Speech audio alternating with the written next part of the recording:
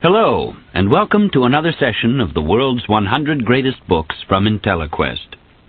In this session, we'll discuss Henry Fielding and his great novel, Tom Jones. In many ways, much of this collection would not have been possible if it hadn't been for the work of Henry Fielding. Fielding is widely credited with being the father of the novel as a prominent literary form. And his novel Tom Jones, published in 1749, is considered one of the finest works of any kind in Fielding's time. In the next few minutes, you'll be introduced to Fielding and the times in which he wrote. Then you'll become acquainted with Tom Jones, Fielding's greatest work. Born in 1707, Fielding was considered a gentleman because he was related to nobility, but it was a title only because he had no inheritance. He acquired an impeccable literary education and a genuine passion for literature at a prep school named Eton, where he was exceptionally well schooled in the classics, English literature, and continental literature. What set him apart, though, was his sense of humor and his talent to get it across in his writing. While most Eton graduates went on to Oxford or Cambridge, Fielding did not, probably because of a lack of funds. Instead, he chose to study law at the University of Leiden in Holland. However, he did not complete his law degree, again due to a lack of funds. After leaving Leiden, Fielding began writing plays for the London stage, and although he is not remembered for his stage plays, his experience in the theatre proved useful when he began to write novels. Fielding opposed Sir Robert Walpole, the English Prime Minister at the time, and some of his plays were satires directed against Walpole. In retaliation, Walpole pushed through Parliament a licensing act which made it necessary for all stage plays to be licensed before they could be produced. Fielding realized at once that he would never be able to license his plays. With a wife and 2 daughters to support, the licensing act put Fielding at great financial risk. While enrolled in Middle Temple, one of the ancient English law schools, he supported his family with his writing skills.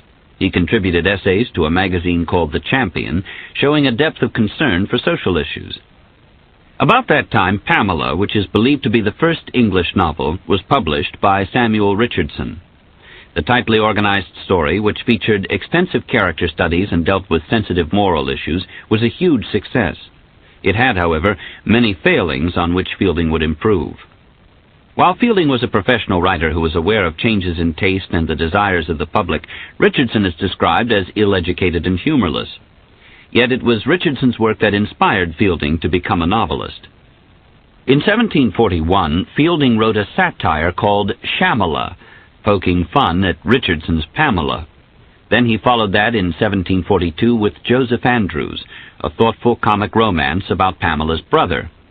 Next he wrote Jonathan Wild the Great, which, though supposed to be about a highwayman, was really another attack on his old political foe, Sir Robert Walpole. Fielding's health began to fail in 1742, and in 1744 both his wife and a daughter died. He was despondent, suffered from physical and emotional ills, and was short of funds. However, if Fielding was anything, he was resilient, and in 1749 he wrote Tom Jones, which met immediately with great success. Most remarkable is that Tom Jones was written at a time when Fielding was most busy serving as a Justice of the Peace for Westminster, an extremely important section of London. It was in this position that Fielding worked hardest in his role as a social reformer.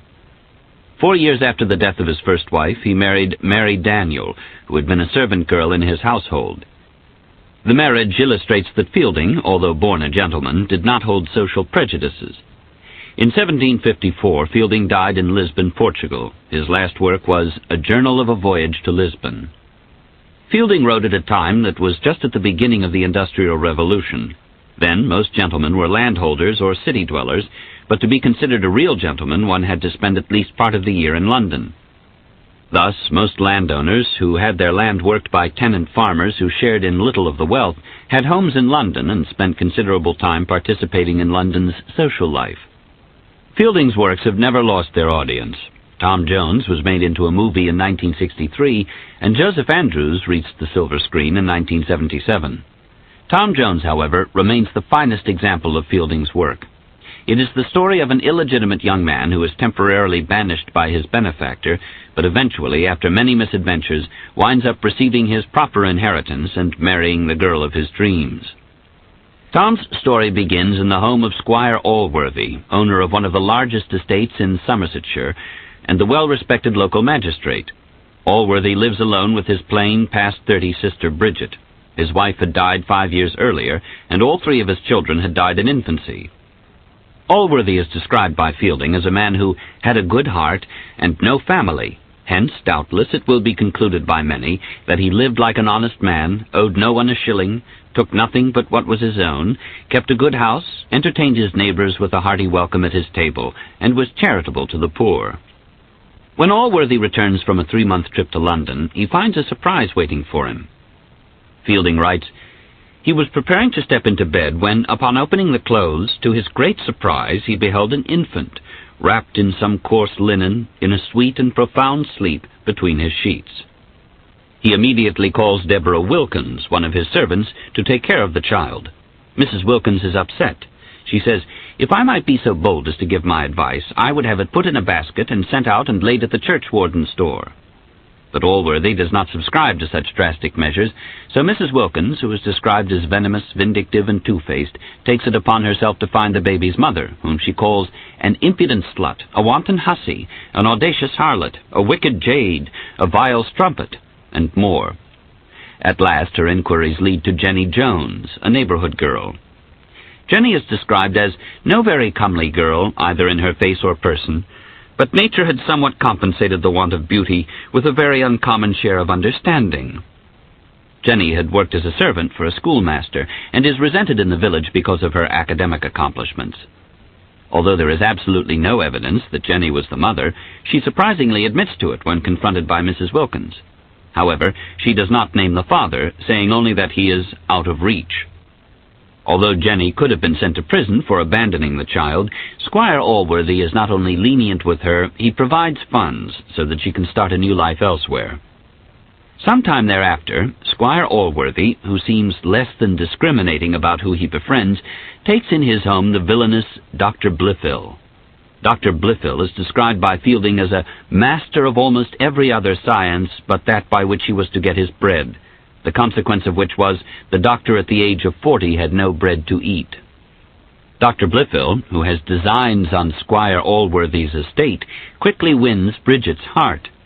Unfortunately for Blifil, he is already married, and Squire Allworthy knows it. This necessitates Plan B. Blifil's younger brother, Captain Blifil, is invited to join the household. He has supposedly given up his military commission to study the Scriptures. Less than a month later, Captain Blifil and Bridget are married. The captain turns out to be more evil than his older brother. Fielding writes, "He is enamored, that is to say, of Mr. Allworthy's house and gardens, and of his lands, tenements, and hereditament, of all which the captain was so passionately fond that he would most likely have contracted marriage with them, had he been obliged to have taken the Witch of Endor into the bargain." Having no intention of sharing Bridget's eventual inheritance with anyone, including his brother, the captain makes life intolerable for the doctor. It isn't long before Dr. Blifil leaves the household and goes to London, where he dies shortly after. 8 months after marrying Captain Blifil, Bridget bears him a son. Squire Allworthy decides to bring up his new nephew with the baby he has adopted, and gives the adopted child his own Christian name, Thomas. Bridget agrees, but the fortune-hunting Captain Blifil is outraged, fearing he'll have to share some of the wealth. Meanwhile, Mrs. Wilkins continues to search for Tom's father. Mr. Partridge, the schoolmaster for whom Jenny had worked, has a jealous, vicious wife who bitterly resents the time her husband spent educating Jenny. Mr. Partridge is described as one of the best-natured fellows in the world, and was, at the same time, master of so much pleasantry and humour that he was reputed to be the wit of the county. One day, Mrs. Partridge hears gossip that Jenny has given birth to 2 illegitimate children just 9 months after she had left Somersetshire. Suspecting her husband, Mrs. Partridge races home in a jealous rage and beats him until he is bloody. Mrs. Wilkins hears what has happened, and, attempting to get favour with Captain Blifil, whom she assumes will someday own the estate, tells him that Partridge is Tom Jones's father. Not wanting to share his eventual estate with anyone, Captain Blifil tells Allworthy, who brings Partridge to trial. Although there is little evidence, Partridge is found guilty and fired from his job. Soon thereafter, his wife dies. Penniless and unemployed, Partridge is forced to leave town to earn a living. Tom Jones and the young Blifil are total opposites. Tom finds getting into trouble easy, while Blifil is, as Fielding writes, a lad of remarkable disposition, sober, discreet, and pious beyond his age.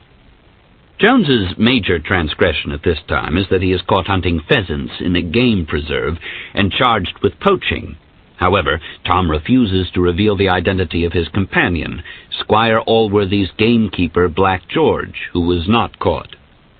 He is beaten severely by the Reverend Mr. Thwackum, whose whipping fell a little bit short of the torture with which confessions are in some countries extorted from criminals. Jones's willingness to protect his friend is the first indication of Jones's fine human qualities. Incidentally, Thwackum's actions stem from the belief held by many religious leaders of that time that virtue could be beaten into sinners. Fielding holds a totally opposite view and detests this violent approach to religious compliance. Unfortunately, Tom's beating does not save Black George. After a tiff between Tom and young Blifil, Blifil calls Tom a beggarly bastard, and Tom responds by punching him in the nose, drawing blood. To get even, Blifil tells his uncle and Thwackum that Black George was with Tom during the poaching. Black George is immediately fired.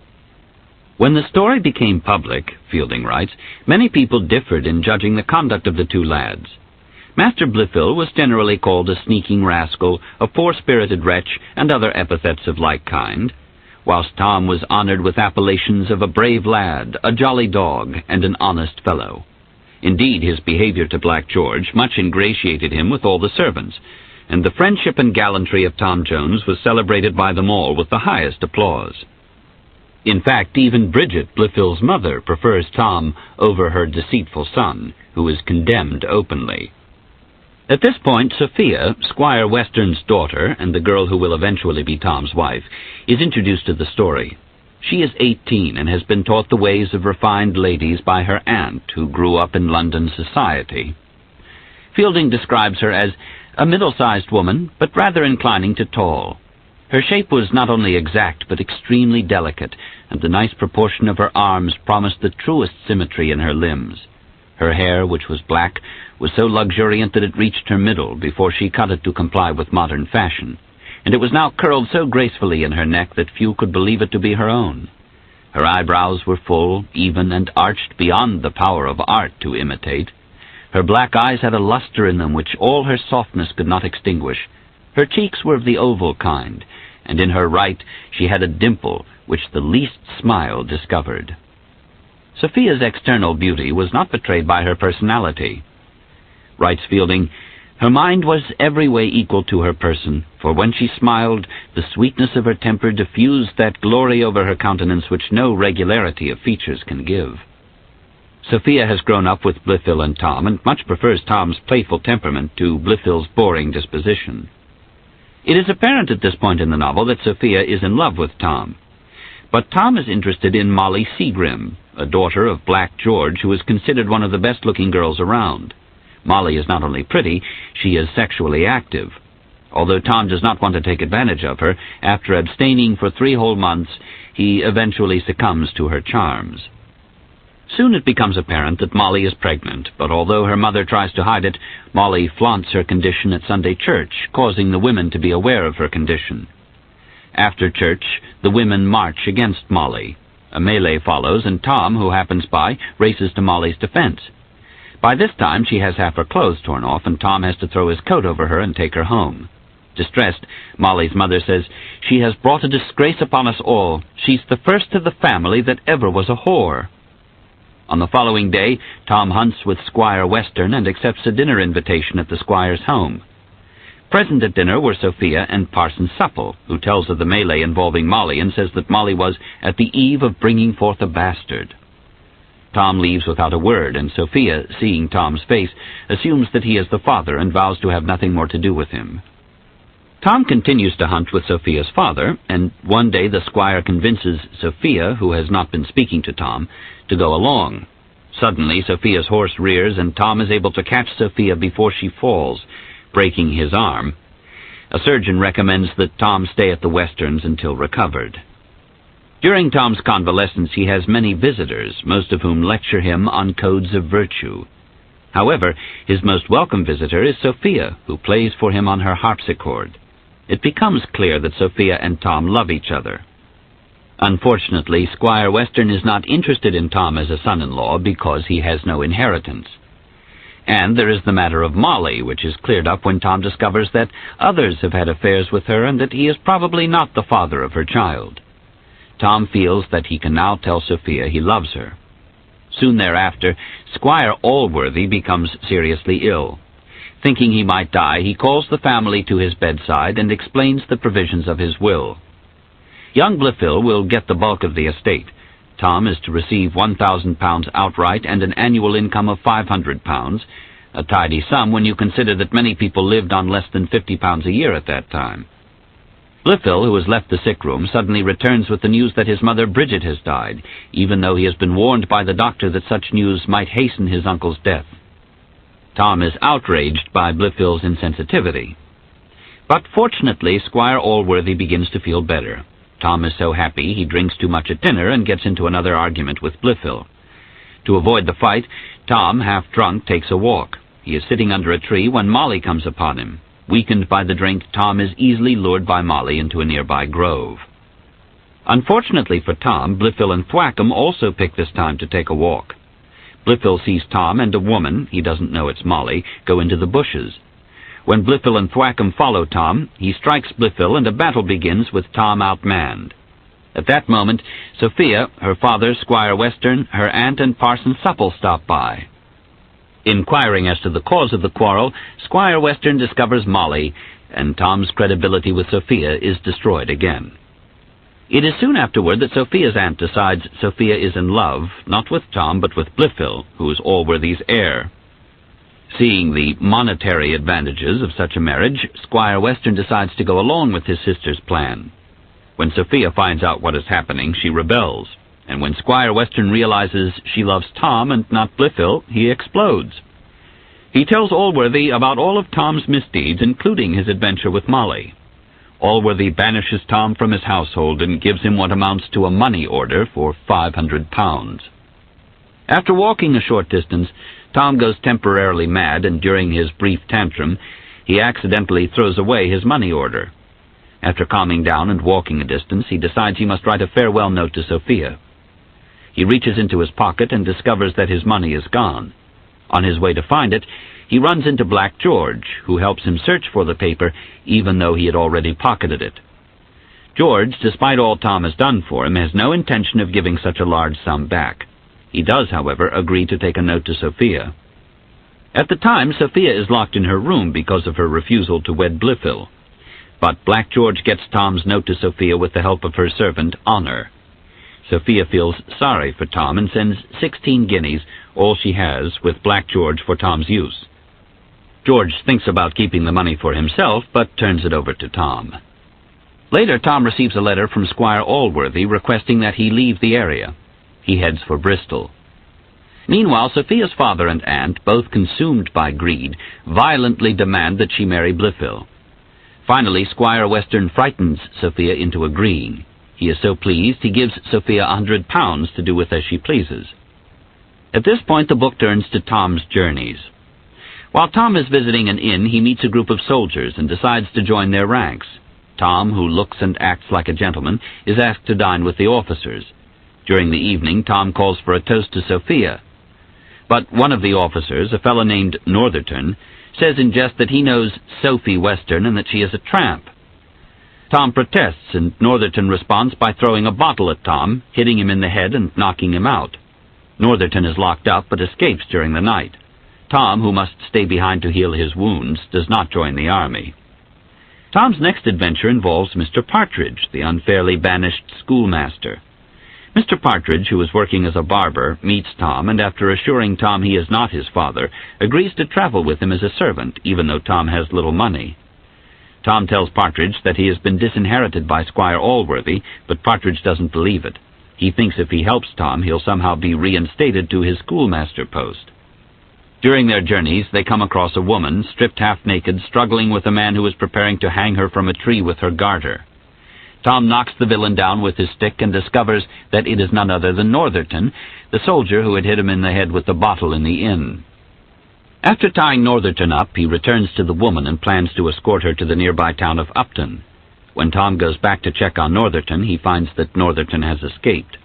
The woman, stripped to the waist, refuses Tom's coat. Tom walks ahead of her so as not to look at her naked body, which is well endowed. When they arrive at the inn in Upton, the landlady thinks that the woman is a whore and tries to send her away. A fight erupts involving Tom, the naked woman, the landlord, Susan the maid, and Partridge, who arrives late but still gets into it. This is the first of many bizarre events at the inn. Next, an unidentified lady and her maid arrive and go directly to their rooms. Then a group of soldiers arrive and recognize the woman Tom saved as Captain Waters' lady. When the landlady hears that the woman is a lady, she tries to make amends by offering a gown. Soon thereafter, Tom and Mrs. Waters slip off to her room, where she seduces him. Meanwhile, the soldiers tell Partridge that there are questions as to whether Mrs. Waters is actually married, and suggest that she has been having an affair with Northerton. It is learned that Mrs. Waters had run away with Northerton, who had decided to kill her for her possessions, which included a diamond ring. Fortunately, Tom had saved her. Next, a man named Fitzpatrick comes to the inn, frantically looking for his wife, who has left him. Thinking that Mrs. Waters might be her, a servant directs him to her room. He breaks in and finds Tom, who assures him the woman in bed, who Fitzpatrick can't see clearly, is not his wife. Fortunately, a friend convinces Fitzpatrick of that fact, and he calms down. Tom is also able to convince the landlady that he has gone to the room to defend Mrs. Waters against robbers. She believes Tom, mostly because Partridge has convinced her that Tom is Squire Allworthy's heir. Of course, Mrs. Fitzpatrick and her maid are in another room at the inn. Meanwhile, Sophia and her maid Honor, who have been following Tom since escaping from Sophia's father, arrive at the inn. Honor overhears that Tom is at the inn and tells Sophia, who asks her to get a note to him. But Honor is so abrasive that no one will help. Finally, she goads Partridge into telling her that Tom is with a winch. The vicious Honor gives Sophia the news and reminds her of Tom's affair with Molly Seagrim. At first, Sophia doesn't want to believe the story, but a chambermaid confirms it. With her, she has a muff that Tom once kissed when he was recovering at her home from his broken arm. She believed it was a symbol of his love for her, so she bribes a servant to put it in Tom's bed as an accusation. The next morning, Tom discovers the muff, goes wild, and orders Partridge to hire horses to find Sophia, who had left the inn earlier. Meanwhile, Fitzpatrick is about to depart toward Bath when he gets information that Mrs. Fitzpatrick might still be at the inn. After what is described as a riotous scene in which he knocks on door after door, Mr. Fitzpatrick finally realizes that his wife is gone. Just then, Squire Western, frantically in pursuit of Sophia, arrives at the inn. Had he been 2 hours earlier, he would not only have found Sophia, but his niece Harriet, who just happened to be Fitzpatrick's wife. Both Fitzpatrick and Western run madly around in search of their wife and daughter, respectively. When they enter the kitchen, Tom is seen holding Sophia's muff. When Western spots Tom, he cries, "We've got the dog, Fox. I warrant the bitch is not far off." Once Fitzpatrick realizes that Western is his rich uncle, he tries to impress him by calling Tom a liar for claiming he didn't know where Sophia had gone. Then, thinking that Mrs. Waters must be Sophia, he leads Western to her room, saying that he had seen Sophia and Tom together. When they break in, they find Mrs. Waters, not Sophia. Finally, Tom and Partridge take to the road, and Western and his attendants continue their search for Sophia. Mrs. Waters goes with Fitzpatrick to console him in the absence of his wife. After leaving the inn, Sophia is caught up with by Harriet, her cousin and Fitzpatrick's runaway wife. Since the two girls were friends since childhood, they decide to travel together.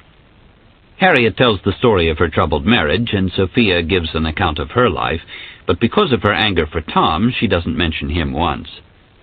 With the help of an Irishman, a friend of Harriet's who befriends them at an inn after Sophia loses the money her father had given her, the two women arrive in London. Harriet, showing her true character, shocks Sophia by saying she is meeting the Irishman in Bath. Sophia plans to stay with a Lady Bellaston, who had treated her with kindness many years earlier. Meanwhile, Western loses interest in chasing Sophia and is persuaded to return home. And Tom and Partridge, who are walking, come upon a beggar, who offers to sell them a pocketbook he has found. The pocketbook contains Sophia's name and the £100 her father had given her. Tom vows to go to London to return the money. Along the way, he meets people who have seen Sophia. Tom forgets about any intentions he might have had to rejoin the army. This relieves Partridge greatly, as he has no interest in battles. Throughout the last portion of the story, which takes place mostly in London, Tom continually does good deeds. His first such deed is the release of a highwayman who has attempted to rob Partridge and him. When the man says he has a wife and 6 children to feed, he is released. When Tom reaches London, he begins a frustrating search for Sophia. It seems no one will help him to find her. Harriet, when she meets Tom, thinks he is Blifil, from whom she knows Sophia is hiding. Harriet, of course, has never heard of Jones because Sophia hasn't mentioned him. Harriet also hopes to gain from the situation. She thinks that if she can return Sophia to her father and Harriet's uncle, Squire Western, she will be rewarded. However, when Harriet asks Lady Bellaston, at whose home Sophia is living, to help her, the lady refuses because she has been told by Mrs. Western that the squire is a brute. However, she does agree to keep Sophia from Tom. Harriet is now with the Irishman, who out of jealousy forbids her to see Tom again. Meanwhile, Tom and Partridge are living with a widow and her 2 daughters, Nancy, 17, and Betty, 10, whose Squire Allworthy has supported since the death of the widow's husband. One night, Tom hears a female voice scream for help in another part of the house, and he comes to the rescue. He fights off a servant and is thanked by a young gentleman and a young lady, who turns out to be Nancy, the landlady's daughter. The man's name is Nightingale. While Mrs. Miller, the landlady, Tom, and Nightingale are having breakfast in the morning, a package comes to the house for Tom. It contains a ticket to a masquerade party, a popular form of entertainment for London society at the time. Thinking the ticket came from Harriet, Tom decides to attend. But at the party he discovers that it is Lady Bellaston who is interested in him. He is invited to follow her to a well-finished house where he stays the night, starting what is easily his most offensive affair. Tom not only experiences a night of pleasure, he comes home with £50 for his efforts. Mrs. Miller is late for dinner the next evening and explains that she has been helping some poor relatives, the Andersons. Hearing the sad story, Tom immediately offers to give them the £50, but she will not take more than 1/5 of the total. Because his affair with Lady Bellaston is conducted at the home of one of the lady's friends, Tom doesn't realize that Sophia is staying at Mrs. Bellaston's home. When this arrangement is no longer possible, Lady Bellaston decides to invite Tom to her home while Sophia, Honor, and her personal maid, Mrs. Ethoff, attend a play. As Tom is about to visit Lady Bellaston, he is called by Mrs. Miller, who introduces him to the Andersons, her poor relatives he has helped. Mr. Anderson turns out to be the highwayman who had attempted to rob Tom. Tom acts as if they have never met and accepts his thanks. At Lady Bellaston's, Tom is waiting for the lady in a drawing room when Sophia suddenly bursts in. It seems that a riot had broken out at the theater, and Sophia and her companions have come home for their safety. Tom pretends he has come to Lady Bellaston's to return Sophia's lost pocketbook. Sophia pretends she does not know Tom. Lady Bellaston pretends that she believes Tom and Sophia do not know each other. On his way out, Tom gives Sophia's maid Honor his address, so that Sophia will know where to find him. Lady Bellaston realizes the affection Tom has for Sophia and is angry and jealous. She visits Tom's home until Mrs. Miller complains that these visits are damaging the reputation of her and her daughter. She knows Allworthy has banished Tom and mentions that Tom's behavior must be why. Since Tom can convince her his meetings with Lady Bellaston are honorable, he agrees to move elsewhere. After Mrs. Miller leaves, Nightingale enters. He says that he and Nancy Miller are lovers, but that his father has planned for him a marriage with an heiress. Because of this, Nightingale also wants to leave the Miller household. Fielding continually illustrates the folly of arranged marriages and champions the values of true love over parental greed. The situation gets worse when it is revealed that Nancy is pregnant. Nightingale wants to marry her, but is penniless without his father's inheritance. Tom, again displaying his desire to help others, tries to reason with Nightingale's father and uncle, but fails. Nightingale, however, chooses love and honor over money and marries Nancy anyway. Lady Bellaston, meanwhile, is so jealous of Sophia that she devises a plan to get her out of the way. She encourages a young nobleman named Lord Fellamar to pursue Sophia and to assure his success by raping her. Fellamar, impressed by the riches of Sophia's family, agrees to attack her. Just when he begins the attack, however, Squire Western and his party burst into the room. Western, who is drunk, is unaware of what is happening and yells at his daughter. Western now takes Sophia away from Lady Bellaston's and fires on her for helping Sophia escape from him in the first place. Later we learn that Harriet Fitzpatrick told Western of Sophia's whereabouts, hoping to gain his good graces. Following Nancy and Nightingale's wedding, Tom receives 3 letters from Lady Bellaston. He decides to break off the relationship. Nightingale tells him that the best way is to propose marriage, because a former lover had done so and was immediately dismissed by Lady Bellaston. The strategy works and the affair is ended, but not Lady Bellaston's bitterness. Since Sophia is still angry at Tom and completely under the control of her father, Tom makes little headway finding her. And soon the subject of marrying Blifil comes up again. Her father locks her in her room and swears to keep her there until she obeys him. Not long afterward, Lord Fellamar, through an agent, transmits a firm proposal of marriage. Squire Western, a country person not schooled in the ways of English society, rejects the offer, and he acts so uncivilized that the agent leaves, convinced that the Westerns are far beneath he and Fellamar's position in life and unworthy of such a marriage. During this time, Tom finally gets a letter through to Sophia, thanks to Black George, who was with Western's party. He gets a letter back returning the £100 he had returned to her and saying that she would not write him again. He is urged not to write her. Soon afterwards, Sophia's aunt, Mrs. Western, decides that her brother can't handle Sophia and takes control of her niece. By this time, Blifil has learned of Sophia's whereabouts. He convinces Allworthy to go to London with him. When he gets there, he suspects that Mrs. Western no longer favors his union with Sophia. It seems that Lord Fellamar has decided that he is in love with Sophia. Mrs. Western warns Fellamar that Tom Jones, not Blifil, is the real threat, and suggests that Fellamar have someone kidnap Tom and send him to sea. About this time, Harriet Fitzpatrick, who has been rejected totally by both the Westerns, contacts Tom and says she has something important to tell him. She suggests that Tom might get access to Sophia by pretending to woo her aunt. Tom rejects the idea and leaves the house. At that moment, Fitzpatrick, who has just learned of his wife's whereabouts, is nearing the home. Seeing Tom, his jealousy causes him to force Tom into a duel. Fitzpatrick stuns Tom by landing the first blow, but Tom quickly responds. Writes Fielding, though he understood nothing of fencing, Tom pressed on so boldly upon Fitzpatrick that he beat down his guard and sheathed one half of his sword in the body of the said gentleman, who no sooner received it than he stepped backwards, dropped the point of his sword, and, leaning upon it, cried, I have satisfaction enough.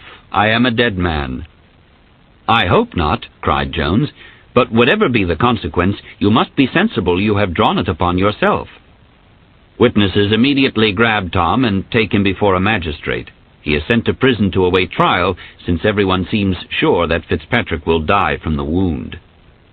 Soon after Tom's arrest, Allworthy and Blifil visit Mrs. Miller in Fitzpatrick's London home. When Blifil tells Allworthy that Tom has turned into a villain, Mrs. Miller defends him strongly. By all that's sacred, 'tis false, cries Mrs. Miller.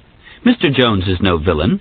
He is one of the worthiest creatures breathing, and if any other person had called him a villain, I would have thrown all this boiling water in his face.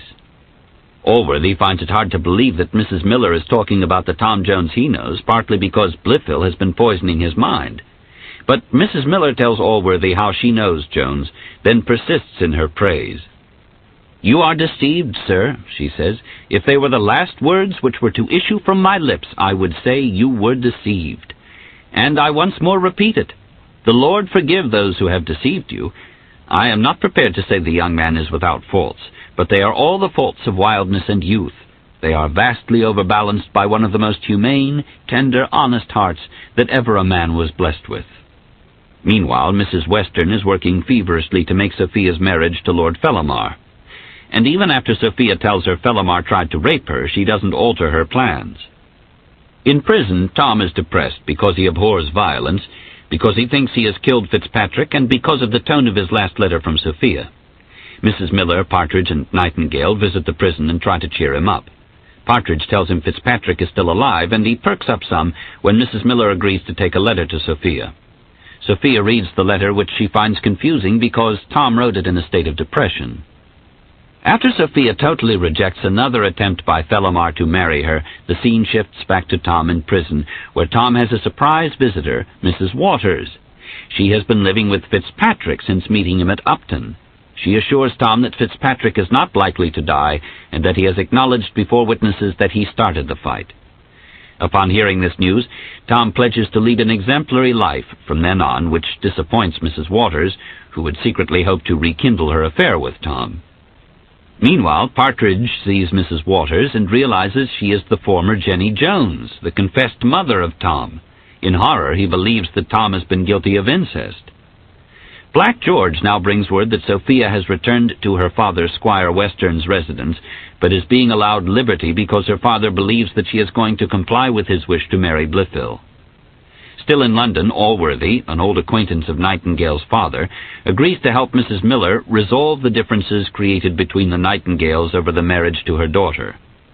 In talking with the elder Nightingale, he finds that Black George has asked Nightingale to invest some money for him, which on examination proves to be the same money that Allworthy gave Tom Jones when he banished him.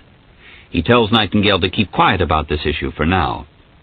Allworthy is now starting to change his attitude toward Tom, helped by Mrs. Miller's prodding. And when he receives a letter from Square, a member of the clergy who once lived in the Allworthy household, extolling Tom's virtues, he is further impressed.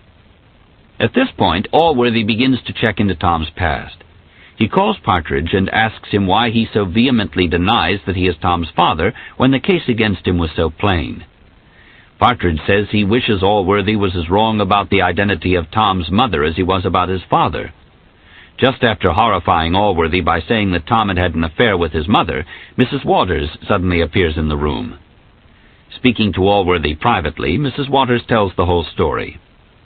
"You remember, sir, a young fellow whose name is Summer?" "Very well," cries Allworthy.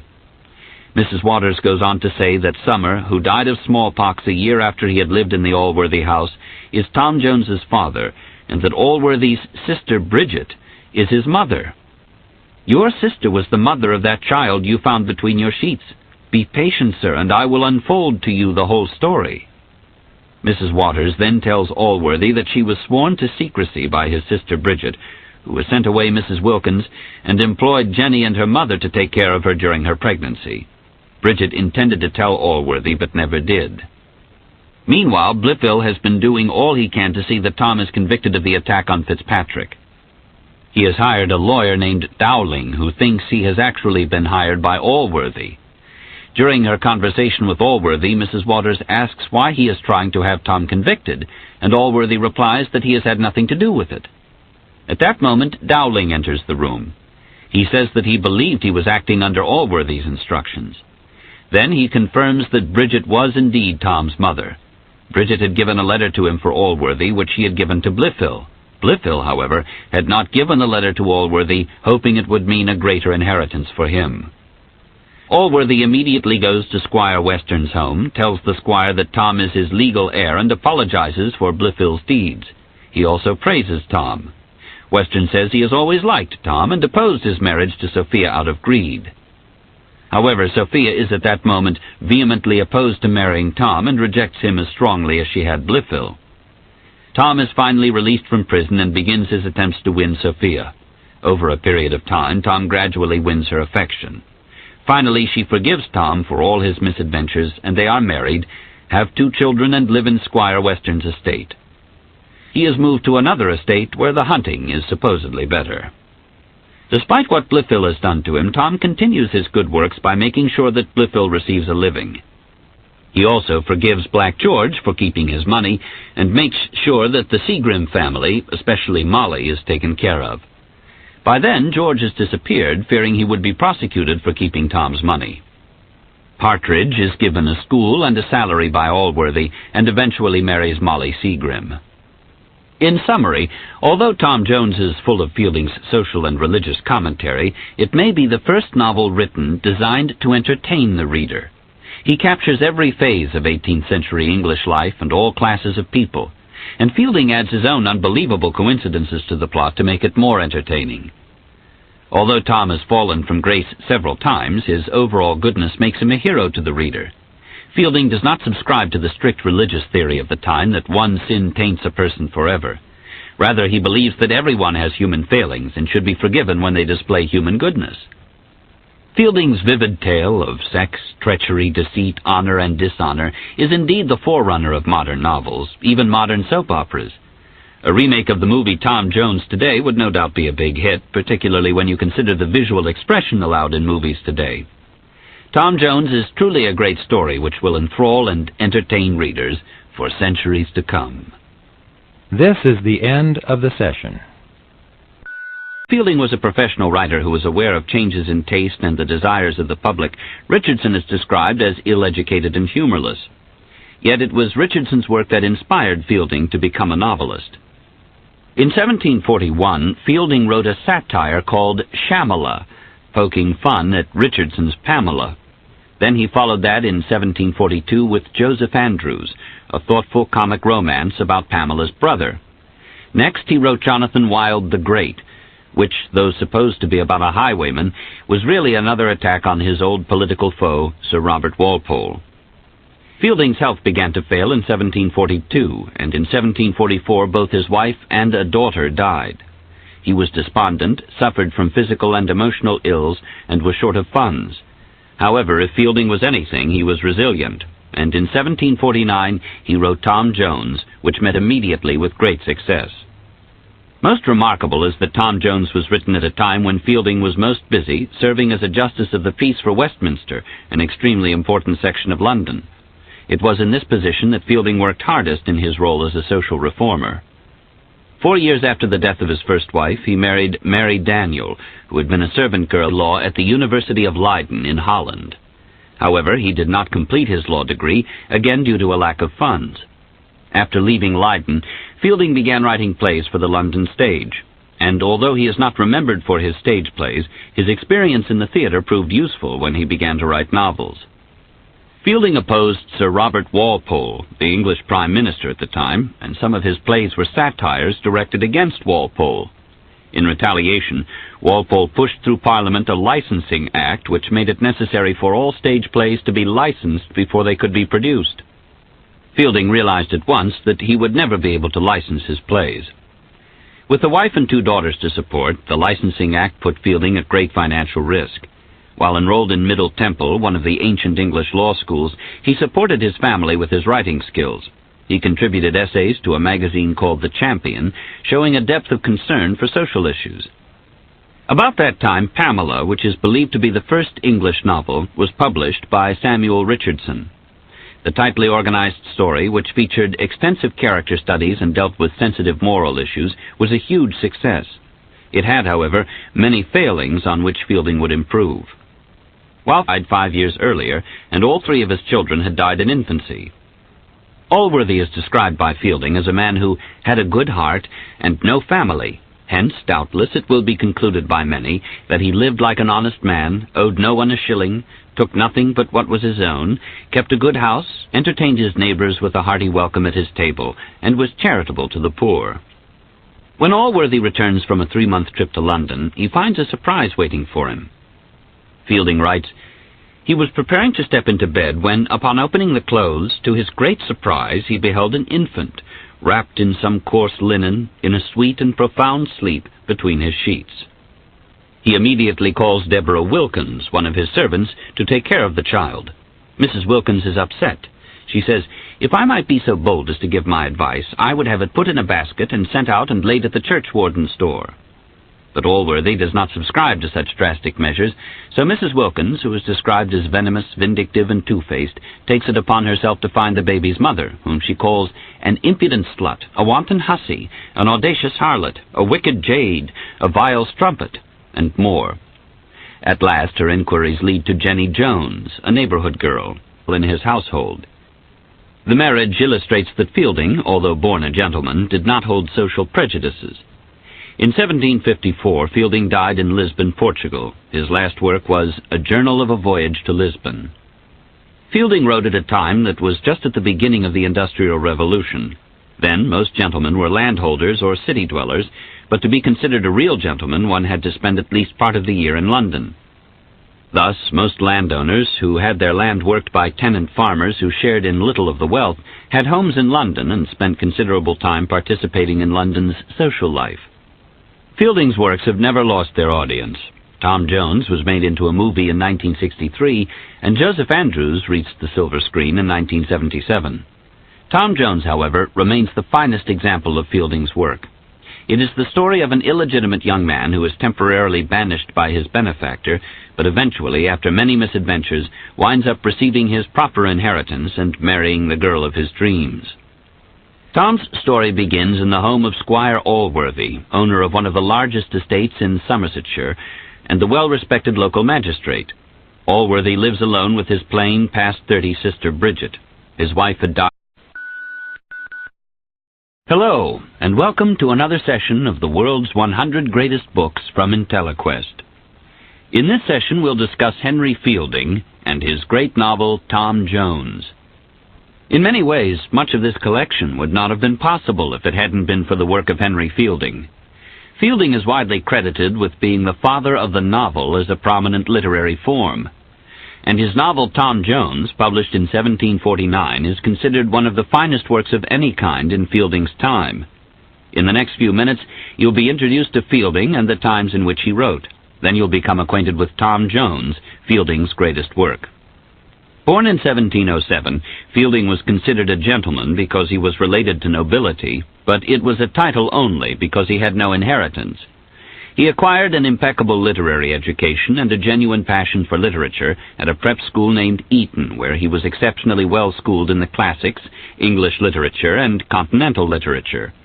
What set him apart, though, was his sense of humor and his talent to get it across in his writing. While most Eton graduates went on to Oxford or Cambridge, Fielding did not, probably because of a lack of funds. Instead, he chose to study